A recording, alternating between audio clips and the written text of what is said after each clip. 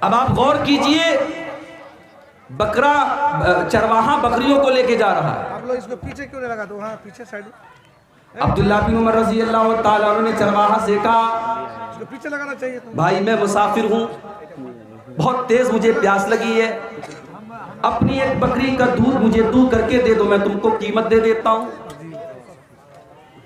چرواہا بولا کہ معاف کیجئے گا، یہ بکریاں میری نہیں ہیں، میرا کام صرف چرانا ہے، مجھے اس کی سروس دی گئی ہے، میں آپ کو بکریوں کا دودھ نہیں دے سکتا کیونکہ یہ میری ملکیت نہیں ہے. آج ہم اور آپ کو شکایت ہوتی ہے نا کہ سرکاری آفیسوں میں لوگ رشوت لیتے ہیں. کیوں لیتے ہیں؟ کرپشن کیوں ہے؟ بھرشٹاچار کیوں ہے؟ بدعنوانی کیوں ہے؟ سب کی بنیاد یہی ہے میرے پیارے بھائیو، تقوی نہیں ہے، اللہ کا ڈر نہیں ہے. وہ چرواہا، اس نے کوئی ڈگری حاصل نہیں کی، کوئی پڑھا لکھا انسان نہیں ہے وہ، مگر اسے پتا ہے کہ صحیح کیا ہے اور غلط کیا ہے. اس نے کہا معاف کیجئے، میں ان بکریوں کا دودھ آپ کو نہیں پلا سکتا، مجھے اس کی اتھارٹی حاصل نہیں. عبداللہ بن عمر نے دیکھا ایک چرواہے کے اندر اتنا اللہ کا ڈر کیسے پیدا ہو گیا. آپ نے آفر کیا اس کو آزمانے کے لیے، اس کے تقوی کا امتحان لینے کے لیے آپ نے ایک آفر کیا. آپ نے کہا اچھا ایک کام کرو، تم ایک بکری مجھے دے دو، میں بکری کا دودھ بھی دو لوں گا اور ضرورت پڑی تو میں ذبح کر کے اس کا گوشت بھی کھا جاؤں گا، اور تم کو میں پیسہ بھی دے دیتا ہوں، قیمت بھی دے دیتا ہوں. اب تمہارا مالک اگر سوال کرے تو تم کہہ دینا کہ راستے میں بھیڑیا آیا تھا اور ایک بکری کو لے کے چلا گیا. تمہارا مالک بھی خاموش ہو جائے گا، تمہارا بھی فائدہ میرا بھی فائدہ. یہ آفر پیش کیا عبداللہ بن عمر رضی اللہ تعالیٰ عنہ نے. اب ذرا روایت کے الفاظ سنیے گا. ابن کثیر البدایہ والنہایہ میں اور ابن سعد طبقات میں اس واقعے کو نقل کرتے ہیں کہ وہ چرواہا عبداللہ بن عمر سے کہتا ہے کہ ٹھیک ہے، بہت اچھا آفر آپ نے پیش کیا، مجھے پیسے مل گئے، آپ کو بکری مل گئی، مالک کو میں نے خاموش کر دیا، ساری باتیں آپ کی بالکل صحیح ہیں، مگر مجھے صرف ایک سوال کا جواب دے دیجئے. فَأَيْنَ اللَّهُ، مالک تو میرا مطمئن ہو گیا، آپ بھی خوش ہو گئے، میں بھی خوش ہو گیا، لیکن اللہ تعالیٰ کو میں کیا جواب دوں گا؟ میں اللہ کو کیا حساب دوں گا؟ کل قیامت کے دن اللہ کی بارگاہ میں جب پوچھا جائے گا تو نے اپنے مالک کے ساتھ خیانت کیوں کی، تو نے اپنے مالک کے ساتھ بے ایمانی کیوں کی، تو نے اپنے مالک کی بکری دوسرے کو کیوں دی؟ مجھے بتا دیجئے میں اللہ کو کیا جواب دوں گا؟ او لوگو، عبداللہ بن عمر کی آنکھوں سے آنسو آ گئے. ایک دیہاتی چرواہے کے اندر، ایک معمولی سے چرواہے کے اندر اللہ کا اتنا ڈر موجود ہے. اس چرواہے کے مالک کا پتہ لگایا، اس کا مالک کون ہے، اور مدینہ کے اندر آ کر کے اس کی قیمت ادا کر کے اس کو آزاد کروایا. اور جب اس کو آزاد کروایا تو عبداللہ بن عمر نے اس غلام سے کہا، اس چرواہے سے کہا کہ آج تیرے اس ایک جملے نے تجھے دنیا کی غلامی سے بچا لیا، اور مجھے امید ہے کہ قیامت کے دن جہنم کی آگ سے بھی تجھے یہ جملہ بچائے گا. فَأَيْنَ اللَّهُ، اللہ کو کیا جواب دوں گا، اللہ کو کیا حساب دوں گا. رمضان کا مہینہ یہی ٹریننگ ہمیں دیتا ہے میرے پیارے ساتھی. اور بڑے بدنصیب ہیں وہ لوگ جو بھوکے اور پیاسے رہنے کا مطلب سمجھتے ہیں رمضان کا مطلب. بہت سارے لوگوں کو سمجھ میں آتا ہے رمضان کا مطلب بھوکے رہنا ہے، پیاسے رہنا. معاف کیجئے، ہمارے بھوکے رہنے سے اللہ کو کوئی فائدہ نہیں، نہ ہمارے پیاسے رہنے سے اللہ کو کوئی فائدہ نہیں. وہ تو میڈیکل سائنس بھی کہتی ہے کہ روزہ ہم اپنے فائدے کے لیے رکھتے ہیں، اس میں ہمارا فائدہ ہے، اس میں اللہ کا نعوذ باللہ کوئی فائدہ نہیں ہے. لیکن اگر ہم رمضان کے مہینے میں روزہ رکھ کر کے بھی جھوٹ بول رہے ہیں، رمضان کے مہینے میں روزہ رکھ کر کے بھی ہم غیبت کر رہے ہیں، چغلی کر رہے ہیں، لوگوں کی عزت و آبرو پر حملہ کر رہے ہیں، تو معاف کیجئے، ہمیں اور آپ کو بھوکے پیاسے رہنے کا کوئی مطلب نہیں. اللہ کے پیارے نبی فرماتے ہیں من لم یدع قول الزور والعمل به، جو روزہ رکھ کر کے، جو 15 گھنٹے بھوکے اور پیاسے رہ کر کے بھی جھوٹ بولتا ہو، غلط کام کرتا ہو، غلط باتیں منہ سے نکالتا ہو، فَلَيْسَ لِلَّهِ حَاجَةٌ أَن يَدَعَ طَعَامَهُ وَشَرَابَهُ، اللہ کو کوئی ضرورت نہیں ہے وہ اپنا کھانا چھوڑ دے، اپنا پانی چھوڑ دے، اس کے بھوکے پیاسے رہنے سے اللہ کو کوئی فائدہ نہیں ہے. ایک اور حدیث میں اللہ کے نبی فرماتے ہیں کم من صائم لیس لہ من صیامہ الا الجوع، کتنے روزے دار ایسے ہیں کہ روزہ رکھنے کے باوجود ان کے نام اعمال میں ایک روزہ بھی نہیں لکھا جاتا، بھوک اور پیاس کے علاوہ ان کو کچھ بھی نصیب نہیں ہوتا۔ وَكَم مِّن قَائِمٍ لَيْسَ لَهُ مِن قِيَامِهِ إِلَّا السَّحَرُ، اور کتنے راتوں کو جاگ جاگ کر کے عبادت کرنے والے لوگ ہیں ان کے نام اعمال میں ایک رات کی تہجد یا ایک رات کی تراویح بھی نہیں لکھی جاتی، ان کے نام اعمال میں صرف رات کو جاگنا لکھا ہوتا ہے۔ تو رمضان میں اپنی نیت کو درست کر لو میرے بھائی، اور اپنے نوجوان ساتھیوں سے ایک بات کہنا چاہوں گا، ہو سکے پاسبل ہے اگر ہم اور آپ چاہیں تو ہو سکے تو ایک مہینہ تھوڑا موبائل سے دوری بنا کے رکھو۔ اس موبائل نے، اللہ کی قسم کھا کے کہتا ہوں، اس موبائل نے آج ہماری نیکیوں کو برباد کر دیا ہے، حاجیوں کے حج برباد کر دیا ہے، عمرے کرنے والوں کے عمرے برباد کر دیا ہے، صدقہ خیرات کرنے والوں کے صدقہ خیرات کو اس موبائل نے آج برباد کر دیا ہے۔ آپ پوچھیں گے وہ کیسے؟ آئیے میں ایک حدیث آپ کو سنا دیتا ہوں، حدیث سن لیجیے، آپ کو بات سمجھ میں آ جائے گی کہ موبائل کس طریقے سے ہماری نیکیوں کو کھا رہا ہے۔ ابن ماجہ کی صحیح روایت ہے، حضرت ثوبان رضی اللہ تعالیٰ عنہ حدیث کے راوی، اللہ کے پیارے نبی فرماتے ہیں صلی اللہ علیہ وسلم لَأَعْلَمَنَّ أَقْوَامًا مِّنْ أُمَّتِي يَأْتُونَ يَوْمَ الْقِيَامَةِ بِحَسَنَاتٍ أَمْثَالَ جِبَالِ تِهَامَةَ بِيضًا، میں اپنی امت کے ایسے لوگوں کو جانتا ہوں جو قیامت کے دن تہامہ کی پہاڑیوں کے برابر نیکی لے کر کے آئیں گے۔ نبی نے نیکی کا نام نہیں لیا، پہاڑوں کے برابر نیکی لے کے آئیں گے۔ اب جتنی نیکی ہم اور آپ جس کو نیکی سمجھتے ہیں اس کو آپ یہاں پہ مینشن کر دیجئے، ذکر کر دیجئے، نماز ہے، روزہ ہے، تلاوت ہے، اللہ کا ذکر ہے، صدقہ خیرات ہے، حج ہے، عمرہ ہے، پہاڑوں کے برابر نیکی لے کر کے آئے گا۔ وَيَجْعَلُهَا اللَّهُ عَزَّ وَجَلَّ هَبَاءً مَنْثُورًا، پہاڑوں کے برابر نیکیاں لے کر کے آئے گا، لیکن اللہ تعالیٰ اس کی نیکیوں کو ریزہ ریزہ کر دے گا، ہوا کی طرح اڑا دے گا، اس کی ایک نیکی بھی اللہ تعالیٰ کے قبول نہیں کی جائے گی۔ صحابہ ڈر گئے، پہاڑوں کے برابر نیکی لے کے آ رہا ہے اور ایک بھی نیکی اس کے کام نہیں آ رہی۔ صحابہ ڈر گئے، حضرت ثوبان رضی اللہ تعالیٰ عنہ نے فوراً کہا اے اللہ کے نبی صفہم لنا وجلہم لنا، صفہم لنا وجلہم لنا، اے اللہ کے پیارے نبی، کیا بات ہے مائک کچھ گڑبڑ ہو رہا ہے کیا؟ صفہم لنا وجلہم لنا، اے اللہ کے نبی ان بد نصیبوں کے بارے میں آپ کھل کر کے بتا دیجیے، وہ کون بد نصیب لوگ ہوں گے جو نیکیوں کا پہاڑ لے کر کے آئیں گے مگر ان کی نیکیوں کو اللہ تعالیٰ برباد کر دے گا۔ اے اللہ کے نبی آپ کھل کر کے بتا دیجئے تاکہ ہم ان میں سے نہ ہو جائیں۔ صحابہ نے یہ نہیں کہا کہ اے اللہ کے نبی وہ کون لوگ ہوں گے، ذرا بتا دیجئے تاکہ ہم ان کے اوپر فتویٰ لگا دیں۔ آج ہمارا اور آپ کا مزاج کیا ہے؟ ہم دوسروں پر فتویٰ لگاتے ہیں، پہلے اپنے گریبان میں جھانکنے کی ہمیں توفیق نہیں ملتی، ہم دوسروں پر فتویٰ لگاتے ہیں۔ صحابہ نے کہا اے اللہ کے نبی ہمیں بتائیے ہم ان میں سے نہ ہو جائیں۔ آپ نے فرمایا وہ تمہارے ہی بھائی ہوں گے، وہ تم ہی میں سے ہوں گے اور تمہارے ہی بھائی ہوں گے، تمہاری ہی نسل سے ہوں گے، تمہاری طرح نماز بھی پڑھیں گے، روزہ بھی رکھیں گے، صدقہ خیرات بھی کریں گے، وَلَكِنَّهُمْ إِذَا خَلَوْا بِمَحَارِمِ اللَّهِ انْتَهَكُوهَا، بس ایک بات کی کمی ہوگی، بس ایک چیز کی کمی ہوگی، جب وہ اکیلے میں ہوں گے، جب وہ تنہائی میں ہوں گے، جب وہ خلوت میں ہوں گے تو وہ حرام کاموں کا ارتکاب کریں گے، وہ ناجائز کام کریں گے، وہ آنکھوں کا زنا کریں گے، وہ ہاتھوں کا زنا کریں گے، وہ ناجائز اور حرام کام کریں گے۔ وہ بظاہر تو بڑے نیک ہوں گے، بظاہر تو بڑے روزے دار ہوں گے، وہ لوگوں کے سامنے تو بہت نیک اور بہت پرہیزگار ہوں گے، لیکن اکیلے میں ان سے بہت سارے گناہ سرزد ہوں گے۔ آج موبائل نے اسی مقام پر ہم کو لا کے کھڑا کر دیا ہے میرے بھائی۔ رات کے 12 بجے نوجوان لڑکا کھیتوں میں نکل کر کے کس سے بات کر رہا ہے کیا ہم نہیں جانتے؟ رات کو 2 بجے جوان لڑکی کسی سے چپکے فون پر بات کر رہی ہے، کس سے باتیں کر رہی ہے ہمیں اندازہ نہیں ہے۔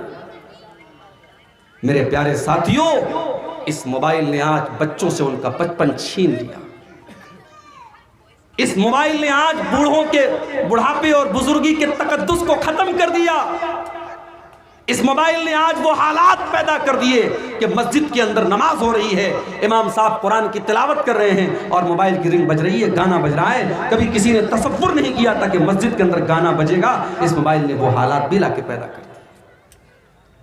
تو اس موبائل کو اپنی مغفرت کے راستے میں رکاوٹ بننے مت دو میرے بھائی۔ اگر اللہ نے 1 مہینہ آپ کو دیا ہے اپنے آپ کو بخشوانے کا، تو اس موقع کو اس موبائل کی وجہ سے چوکنے مت دو۔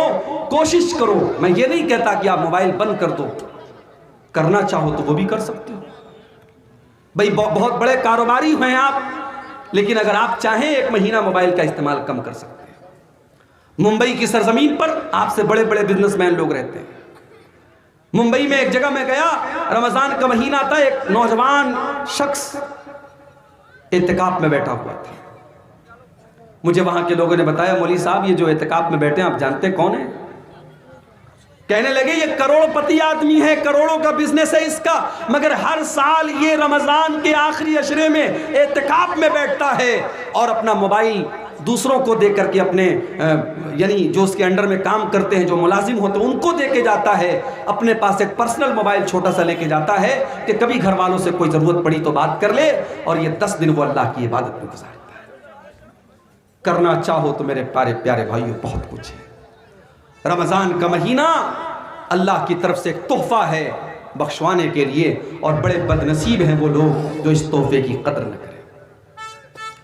اللہ کے نبی منبر کے اوپر چڑھ رہے ہیں، پہلی سیڑھی پر آپ نے قدم رکھا، فرمایا آمین، دوسری سیڑھی پر قدم رکھا، فرمایا آمین، تیسری سیڑھی پر قدم رکھا، فرمایا آمین۔ صحیح ترغیب و ترہیب کی روایت ہے، آپ نے منبر کی 3 سیڑھیوں پر قدم رکھ کر کے آمین کہا۔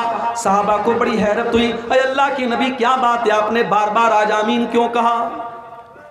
آپ نے فرمایا جب میں نے منبر کی پہلی سیڑھی پر قدم رکھا، جبریل امین نے بددعا کی، رغیم انف رجل ادرک رمضان فلم یغفر له، اس انسان کے لیے بربادی ہو جس نے رمضان کا مہینہ تو پایا مگر اپنی بخشش نہ کروا سکا۔ رمضان کا مہینہ ملا اور اس کی بخشش نہ ہو سکی، بربادی ہو اس انسان کے لیے۔ جبریل نے بددعا کی، میں نے آمین کہا۔ دوسری سیڑھی پر قدم رکھا، جبریل امین نے بددعا کی، رغیم انف رجل ادرک عندہ الکبر والداہ، اس کے والدین بڑھاپے کو پہنچ گئے، اس نے اپنے ماں باپ کو بڑھاپے کی حالت میں پایا، فلم یغفر لہ، اور اپنی بخشش نہ کروا سکا۔ ماں باپ اس کو بڑھاپے میں ملے، ان کی خدمت کر کے اپنے آپ کو جنت کا حقدار نہ کر سکا، اس بد نصیب انسان کے لیے بربادی ہو۔ جبریل نے بددعا کی اور پیارے نبی نے آمین کہی۔ اور منبر کی تیسری سیڑھی پر جب آپ نے قدم رکھا، کہا کہ جبریل نے بددعا کی، رغیم انف رجل ذکرت عنہ فلم یصلی علیہ، بربادی ہو اس انسان کے لیے جس کے سامنے اس کے پیارے نبی جناب محمد الرسول اللہ صلی اللہ علیہ وسلم کا نام لیا گیا اور اس نے درود نہیں پڑھا، کم سے کم صلی اللہ علیہ وسلم تک اس نے نہیں پڑھا، اس کے لیے بھی آپ نے بربادی کی بددعا کی۔ آپ کے گاؤں میں جب میں آیا، میں نے عیدگاہ کی نظر آئی، میں نے لوگوں سے پوچھا ماشاءاللہ بڑی اچھی عیدگاہ ہے، لوگوں نے بتایا عیدگاہ تو بہت اچھی ہے مولوی صاحب، لیکن ہمارے یہاں عورتوں کے لیے ارینجمنٹ نہیں ہے۔ مولوی صاحب مسجد بڑی شاندار ہے، 3 منزل کی مسجد ہے ہمارے یہاں، مگر جمعہ کی نماز میں عورتوں کے لیے ہمارے پاس کوئی انتظام نہیں ہے۔ اللہ کے یہاں جواب دینے کے لیے تیار رہنا میرے بھائی۔ اللہ پوچھے گا کہ میرے بندو، تمہارے گھر کی عورتوں کو بگاڑنے کے لیے جس دور میں ٹی وی کے سیریل موجود تھے، یوٹیوب کے ویڈیو موجود تھے، انسٹاگرام موجود تھا، واٹس ایپ موجود تھا، فیس بک موجود تھا، تم نے اپنے گھر کی عورتوں کی اصلاح کرنے کے لیے کیا راستہ اپنایا؟ آپ کہیں گے اللہ تعالیٰ ہم نے سال میں ایک بار جلسہ کرا دیا۔ جب آپ کے گھر کی عورتوں کو دین سے دور کرنے والی چیزیں 24 گھنٹے پیش کی جا رہی ہیں تو سال کا 1 دن کا جلسہ، 1 رات کا جلسہ میرے بھائیوں کافی نہیں ہے، یہ بات یاد رکھیے۔ جمعہ کی نماز میں آپ عورتوں کا انتظام نہیں رکھتے. میں اپنے یو پی میں بنارس میں جا کے کہوں تو لوگ حیرت کریں گے کہ کیا اہل حدیثوں کے یہاں بھی ایسا ہو رہا ہے، لیکن آپ کے بہار اور بنگال میں ہو رہا ہے. یعنی مزاج ہی نہیں ہے صاحب. مسجدیں ہیں، شاندار مسجدیں ہیں، گاؤں والے کروڑوں کے مالک ہیں، چاہے تو اس میں عورتوں کا انتظام کر سکتے ہیں. ان کی انٹری الگ ہو سکتی ہے، ان کا راستہ الگ ہو سکتا ہے، چاہے تو سب کچھ ہو سکتا ہے، مگر ہم چاہتے ہی نہیں. بنگال کے کتنے علاقوں میں گیا، اہل حدیثوں کی مسجدوں میں 2 اذان ہو رہی ہے صاحب جمعہ کے دن. میں نے پوچھا ایسا کیوں ہو رہا ہے؟ بولے مولوی صاحب ایک زمانے سے ہوتا چلا آیا ہے. میں نے کہا تب ہمیں اپنے آپ کو اہل حدیث نہیں کہنا چاہیے، ہمیں اپنے آپ کو اپنے باپ دادا کا مقلد کہنا چاہیے. مقلد. ارے ہم نے اہل حدیثیت اسی لیے قبول کی ہے، ہم کسی کی تقلید نہیں کرتے. جب ہم نے امام ابو حنیفہ، امام مالک، امام شافعی اور امام احمد ابن حنبل جیسے بڑے بڑے اماموں کی تقلید نہیں کی تو اپنے باپ دادا کی تقلید کریں گے ہم؟ آج بنگال کے کتنی مسجدوں میں فرض نماز کے بعد مولوی صاحب ہاتھ اٹھا کے دعا کر رہے ہیں، اجتماعی دعا ہو رہی ہے، امام صاحب دعا کر رہے ہیں، ساری پبلک آمین کہہ رہے ہیں. کیوں ہو رہا ہے میرے بھائی؟ یہ تقلیدی ذہن کیوں ہے آپ کے ہاں؟ رمضان کا مہینہ آ رہا ہے، کم سے کم آپ اپنی مسجدوں میں عورتوں کے لیے انتظام کراؤ میرے بھائی. میں آپ کی غیرت کو جگا رہا ہوں. میرے نوجوانوں، اگر اپنے قوم کی عورتوں کو بچانا چاہتے ہو، اگر چاہتے ہو کہ تمہارے گاؤں کی لڑکیاں اور بہنیں تمہاری کل آنے والے دنوں میں جو حالات ہیں مرتد نہ ہو جائیں، تو اللہ کے واسطے اپنی بیٹیوں کو ایمان سکھاؤ، ان کو اسلام سکھاؤ، ان کو قرآن و سنت سکھاؤ. اور اس کو سکھانے کا سب سے سمپل طریقہ یہ ہے کہ کم سے کم ایک بات اور بتا دیں، کچھ لوگ یہاں پر مطلب شادی بیاہ میں دلہن کے یہاں قبول کراتی ہیں، اگر قبول سسٹم اگر دلہن کے یہاں قبول نہیں کرائے جی تو گھر میں لے جا کے پھر دوبارہ شادی پڑھاتے ہیں. ہمارا شادی پڑھانا بھی اتفاق نہیں ہے اس پر. جی یہ شیخ صاحب نے جو بات کہی، ہمارے یہاں بھی یہ چیز ایک رسم اور رواج بن چکی ہے. جب نکاح ہوتا ہے، مولوی صاحب جب نکاح پڑھانے کے لیے آتے ہیں تو شریعت کا مسئلہ کیا ہے کہ لڑکی سے اجازت لے لینا کافی ہے، اور وہ اجازت لڑکی کا باپ لے لے، لڑکی کے گھر کا کوئی بڑا ذمہ دار لے لے، وہ اجازت لے لینا کافی ہے. نکاح پڑھانے والے کا باقاعدہ جا کر کے کہ محترمہ فلانا بنت فلاں، آپ کا نکاح فلاں بن فلاں کے ساتھ ہو رہا ہے، کیا آپ کو قبول ہے؟ یہ جو پورا ایک سسٹم رائج ہے، یہ کہیں قرآن و سنت سے ثابت نہیں ہے. لڑکی کے یہاں ایجاب و قبول کی ضرورت نہیں، اس کی اجازت لے لینا کافی. مگر ہمارے یہاں صاحب یعنی اتنا اس کو رواج کی اہمیت دے دی گئی کہ شیخ صاحب نے بتایا اگر کہیں اس طریقے سے لڑکی کے ہاں اگر ایجاب و قبول نہیں ہوتا ہے تو نکاح کو ادھورا مانا جاتا ہے، الگ سے اس کا نکاح کرایا جاتا ہے کہ صاحب ہمارا نکاح ادھورا ہو گیا. میں خود نکاح پڑھانے جاتا ہوں، 3 بار ایجاب و قبول کرانے کا ہمارے یہاں رواج ہے. اگر میں نے 1 بار کرا دیا تو صاحب پیچھے سے آوازیں آنے رہتی، مولوی صاحب تھوڑا 1-2 بار اور کرا دیجیے. میں نے کہا ارے دلہے نے بول دیا، آپ سب نے سن لیا، میں بہرا نہیں، آپ بہرے نہیں، ضرورت کیا ہے؟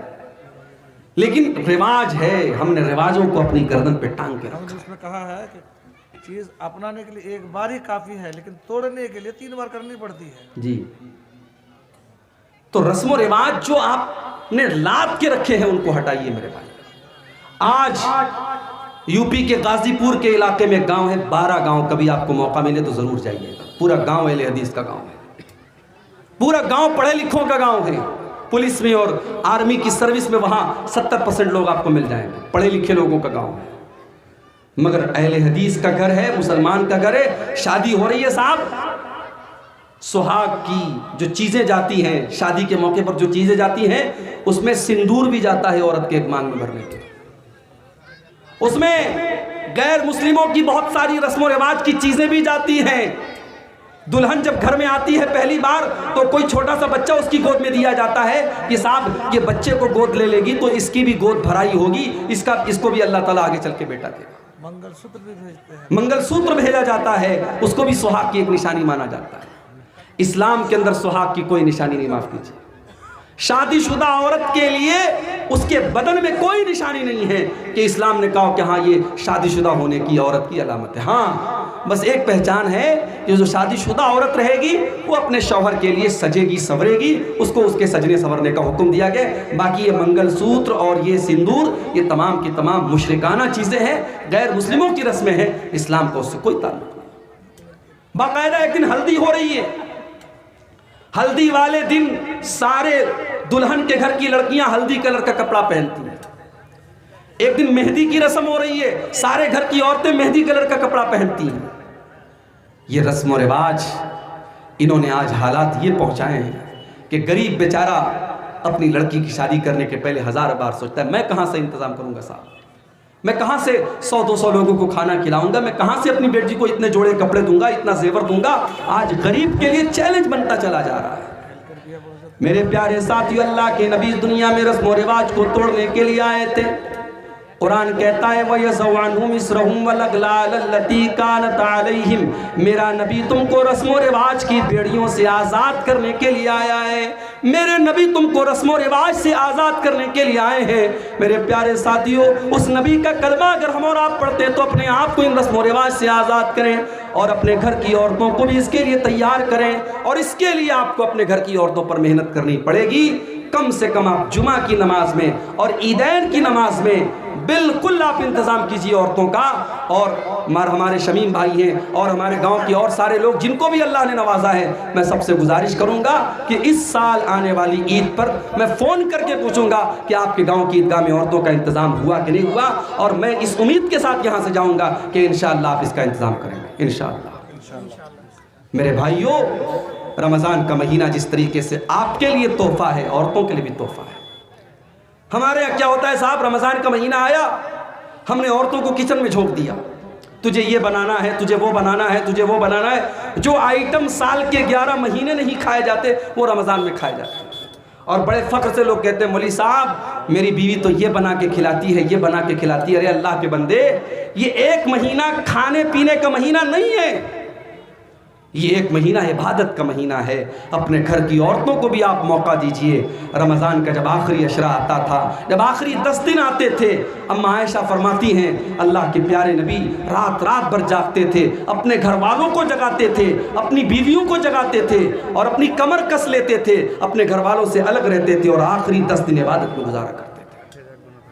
تو عورتوں کو بھی آپ شامل کیجئے، اور ہو سکے تو سوشل میڈیا سے دور رہیے، اور قرآن کو وقت دیجئے۔ میرے بھائی، اللہ نے سال کے 12 مہینوں میں قرآن کو نازل کرنے کے لیے رمضان کو کیوں چنا؟ شہر رمضان الذی انزل فیہ القرآن، رمضان کا مہینہ وہ ہے جس میں قرآن کو اتارا گیا۔ ھدی للناس، یہ قرآن ساری مانوتا کو راستہ دکھاتا ہے۔ بینات من الہدی والفرقان، اس قرآن کے اندر ایسی آیتیں ہیں جو حق اور باطل کو کھول کھول کے بیان کرتی ہیں۔ ہم نے رمضان کو تبرک کی کتاب بنا لیا، ہم نے قرآن کو پڑھ کر کے دم کرنے کی کتاب بنا لیا۔ قرآن تو دل کی بیماریوں کے لیے شفا ہے، قرآن تو ہدایت کی کتاب ہے۔ کم سے کم رمضان میں آپ اس قرآن پر غور کیجئے میرے بھائیوں، اس قرآن کو پڑھ کر کے سمجھ کر کے پڑھنے کی کوشش کیجئے۔ اور ایک بات یاد رکھیے، جب آپ قرآن کی تلاوت کریں گے اس کی خیر و برکت آپ اپنے جسم کے اوپر بھی محسوس کریں گے، اپنے مزاج کے اوپر بھی محسوس کریں گے۔ عبداللہ بن عباس رضی اللہ تعالیٰ عنہ فرماتے ہیں جب اللہ کے پیارے نبی رمضان کا مہینہ آتا تھا، حضرت جبریل علیہ السلام کو قرآن پڑھ پڑھ کے سنایا کرتے تھے، اور جب قرآن پڑھ پڑھ کے آپ سنایا کرتے تھے تو اس کا اثر یہ ہوتا تھا کان اجود من الریح المرسلہ، اللہ کے پیارے نبی تیز چلنے والی آندھی سے زیادہ آپ کی سخاوت اور فیاضی کا عالم ہوتا تھا۔ ایک تیز چلنے والی آندھی سے بھی زیادہ اللہ کے پیارے نبی کی سخاوت ہوتی تھی۔ تو آپ قرآن کی تلاوت کو آپ آنے والے رمضان میں معمول بنائیے۔ اپنے نوجوانوں سے ایک بات کہنا چاہوں گا، رمضان کے مہینے میں آپ نے دیکھا ہوگا کہ بہت سارے نوجوان دن میں تو ماشاءاللہ روزہ رکھتے ہیں، رات میں بیٹھ کر کے موبائل پر الٹی سیدھی چیزیں دیکھتے ہیں۔ رمضان کا دن جیسے برکت والا دن ہے ویسے رات اس کی برکت والی ہے۔ اگر آپ رمضان کے دن میں اپنے آپ کو گناہوں سے بچا کے رکھتے ہیں میرے بھائیوں، تو رمضان کی راتوں کو بھی اپنے آپ کو گناہوں سے بچا کے چلیں۔ ارے ہم اور آپ خوش نصیب ہیں، ہمیں رمضان ملا ہے۔ جو لوگ ہم سے پہلے دنیا سے چلے گئے، اللہ نے ہم کو اور آپ کو ایک موقع دیا ہے کہ ہمیں اللہ نے ایک اور رمضان دیا ہے۔ نبی اکرم کا دور ہے، حضرت طلحہ رضی اللہ تعالیٰ عنہ فرماتے ہیں نبی اکرم کے دور میں دو لوگ تھے، دونوں ساتھ میں اسلام لائے، اور یہی واقعہ سنا کر کے بات ختم کروں گا کیونکہ مجھے بھی فوراً کٹیہار نکلنا ہے۔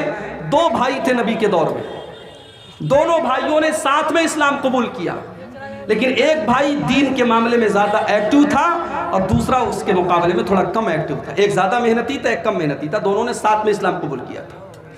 حضرت طلحہ کہتے ہیں کہ ایک بھائی کا اللہ کی راہ میں شہادت ہو گئی، شہید ہو گیا، وہ جنگ کرتے ہوئے شہید ہو گیا۔ دوسرا بھائی اس کے 1 سال کے بعد اپنی نارمل موت کے ذریعے اس کا انتقال ہوا، نارمل اس کی ڈیتھ ہوئی، طبعی موت وہ مرا۔ ایک اللہ کی راہ میں شہید ہو رہا ہے جو محنتی تھا، جو تھوڑا کم محنتی تھا، وہ 1 سال کے بعد اپنی نارمل موت کے ذریعے اس کا انتقال ہوتا ہے۔ بڑے غور سے سنیے گا، اس واقعے کے ذریعے میں یہ ثابت کروں گا کہ ہم اور آپ خوش نصیب ہیں کہ ہمیں ایک اور رمضان ملا ہے۔ جب دونوں لوگوں کا انتقال ہو گیا، حضرت طلحہ رضی اللہ تعالیٰ عنہ فرماتے ہیں کہ میں نے خواب دیکھا، خواب میں نے دیکھا کہ جنت سے ایک فرشتہ نکلا اور اس نے ان دونوں بھائیوں میں سے جس بھائی کا انتقال بعد میں ہوا تھا اس کو پہلے وہ جنت میں لے کے گیا، اس کے بعد وہ پھر واپس آیا، اور جس کا انتقال پہلے ہوا تھا، جو دین کے معاملے میں محنتی تھا، جو اللہ کی راہ میں شہید ہوا تھا، اس کو وہ بعد میں جنت میں لے کے گیا۔ اور پھر وہ فرشتہ میرے پاس آیا اور مجھ سے کہا کہ تیرے ابھی جنت میں جانے کا ٹائم نہیں آیا ہے۔ اس کے بعد حضرت طلحہ کہتے میری نیند کھل گئی۔ اب جب میں نے اپنا یہ خواب صحابہ کے سامنے بیان کیا تو صحابہ کو بڑی حیرت ہوئی کہ ایسا کیسے ہو سکتا ہے؟ اللہ کی راہ میں شہید ہونے والا اور اللہ کے دین کے لیے زیادہ محنت کرنے والا انسان بعد میں جنت میں جا رہا ہے، اور جو اس کے مقابلے میں کم محنت کرتا تھا اور جس کا انتقال بھی نارمل طریقے سے ہوا ہے وہ پہلے جنت میں جا رہا ہے۔ یہ بات صحابہ نے کہا ہم کو سمجھ میں نہیں آ رہی ہے۔ جب یہ معاملہ اللہ کے پیارے نبی جناب محمد رسول اللہ صلی اللہ علیہ وسلم کے سامنے آیا، آپ نے فرمایا کہ کیا تمہیں تعجب ہو رہا ہے طلحہ کے خواب کے اوپر؟ صحابہ نے کہا تعجب ہو رہا ہے۔ آپ نے فرمایا جس کا انتقال 1 سال بعد ہوا تھا، الیس قد صلی فی السنۃ کذا و کذا، کیا اس کے نام اعمال میں 1 سال کی نمازیں اور زیادہ نہیں بڑھ گئیں؟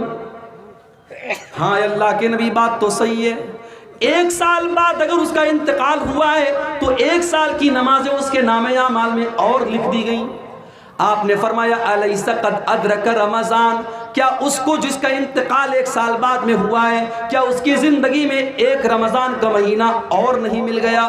ہاں 1 رمضان کا مہینہ اور مل گیا۔ کیا اس نے 1 رمضان کے مہینے کے روزے نہیں رکھے؟